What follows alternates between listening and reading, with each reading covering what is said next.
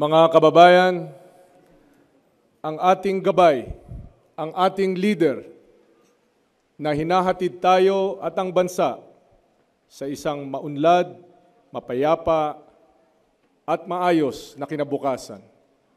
Ang Pangulo ng Republika ng Pilipinas, Benigno S. Aquino III.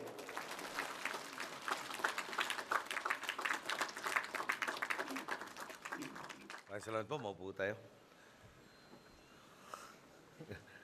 Cadet First Captain Bello, kindly give the troops tikas pahinga.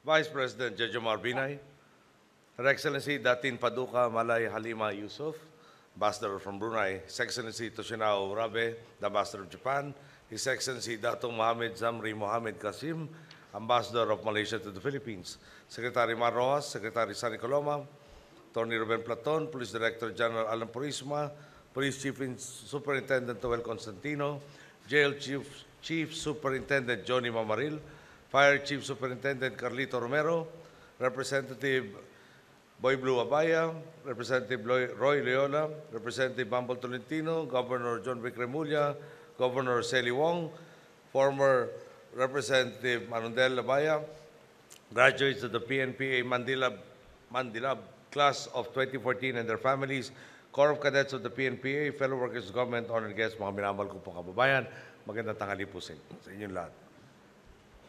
Sa araw na ito, binibigyan pugay natin ang 202 magigiting na kadete ng Philippine National Police Academy. Matapos ninyong lampasan ang 4 na taon ng mga hamon at pagsubok, tunay nga may pagmamalaki natin ang tagumpay ninyong ito. Kayong sinubok ang tatag at hindi nagpatinag. Sinukat ang husay at lakas at nagpakitang gilas. Kaya't ngayon ay taas noong humaharap sa taong bayan para sabihin, mga boss, handa na kaming paglingkuran kayo.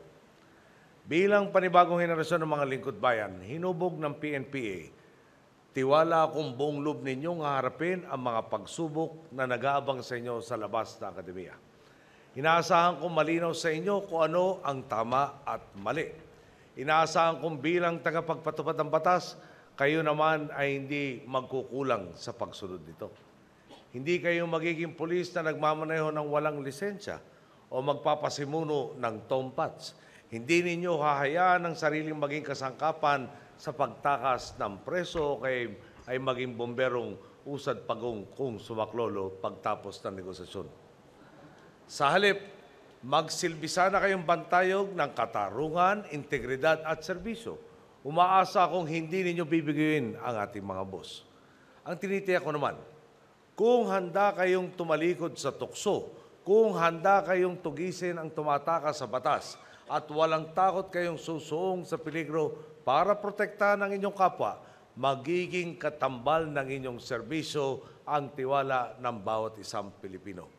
Tandaan din ninyo, anumang pinalusot ninyong katiwalayan sa inyong hanay ay pihadong magdadala ng perwiso sa ating kababayan.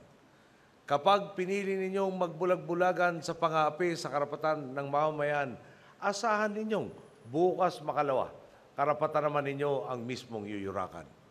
Batid naman po ninyo ang nagbabagong muka ng serbisyong pampubliko sa ating bansa. Kabilang nga po sa nangunguna sa transformasyong ito ay ang inyong liderato sa pamumuno na kagalang-galang kalihim Mar Rojas ng Department of Interior and Local Government. Sa mabuting pamamahala, tinatapos natin ang panahon ng agam-agam dahil sa kakulangan sa armas at kagamitan. Siguro po, mayroon pa sa inyong nakakaalala ng dinatnan nating imahen ng pulis, warden at bombero. Isipin na lang natin ang inyong mga kasamahang walang baril na tangan sa serbisyo. Aasa pa tayong kapag ipinakita niya ang kanyang tsapa o hawak na batuta sa tinutugis na kriminal, ay kusa at voluntaryong susuko ang kriminal na tinutugis na ito. Paano kaya re-responde na mabilis ang ating mga bombero kung kulang at kakarag-karag ang ating mga truck? Sa loob ng matagal na panahon, nakulong sa ganitong sitwasyon ang inyong hanay. Pinaasa kayo sa baka sakali. Sinanay kayo sa pwede na rin yan. At pininiwala pa kayong brand new yata yan.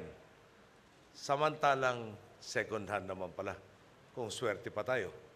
Ang resulta, mababang kalidad ng serbisyo at mga buhay ninyong lalong nailalagay sa peligro. Malayong malayo rito ang ginagawa natin sa tuwid na daan. Nakabili na tayo ng 74,879 na Glock 17 pistol para sa ating mga kapulisan. Ang karamihan sa mga baril na ito na ipamahagi na sa kinaukulan at hinihintay na lang matapos ang ballistics test para sa natitirang hindi pa napapamudmud. Hindi magtatagal, makakamit na natin ang 1-to-1 police-to-pistol ratio. Ang good news nga, kasama na rin sa mabibigyan ng mga bagong baril ang mga magpupulis na kasabi ng Class Mandilab.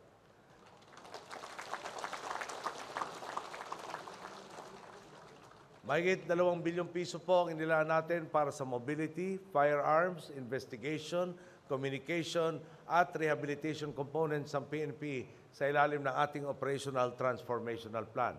Ongoing na ang procurement para sa 882 units ng patrol jeep, 17,680 units ng assault rifle, mahigit na 200,000 magazine para sa basic assault rifle at halos 5,000 unit ng mobile radio. Bukod dito, inaprubahan na natin ang pagpapalakas sa kakayahan ng ating government arsenal na lumika ng small arms ammunition na tutugon sa pangangailangan ng AFP, PNP at ng mga ahensya nating nagpapatupad ng batas.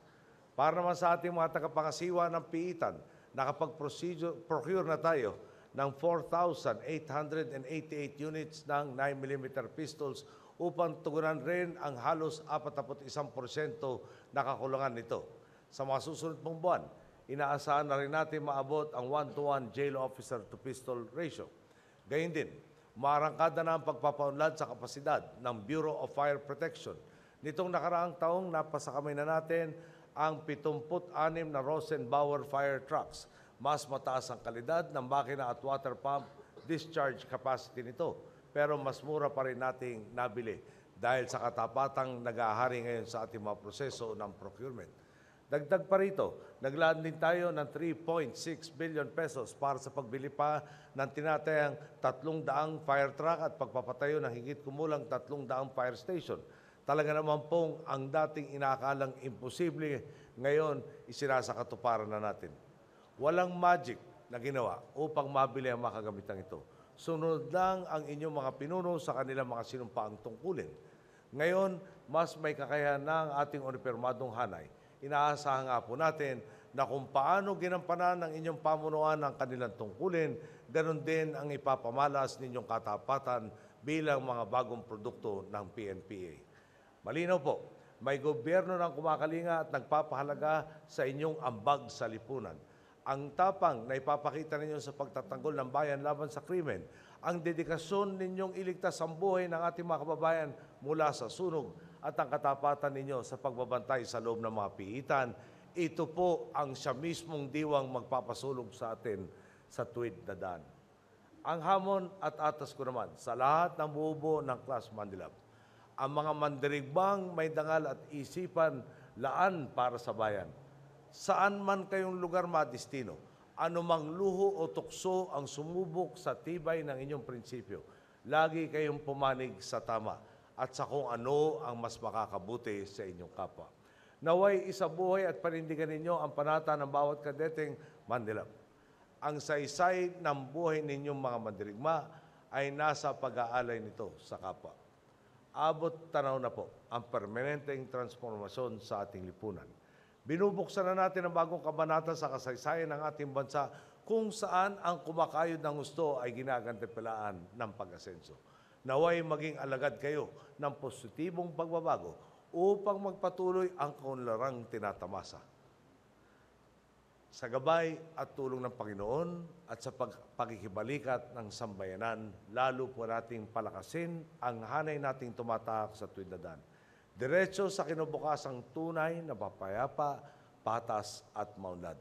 Maraming salamat at maligayang pagtatapos po sa inyo lahat. Thank you, Mr. President.